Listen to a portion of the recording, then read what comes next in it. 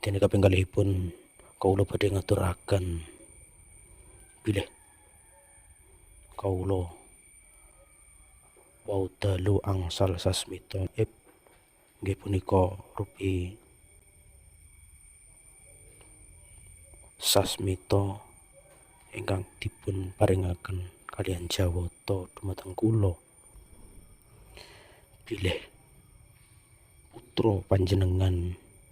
ingkang arupi bungkus punika nggih punika Bima Bungkus punika saged kabados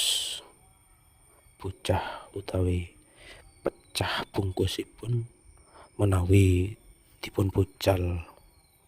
bocah punika wonten ing alas inggih punika wonten ing alas Krendha Wahana.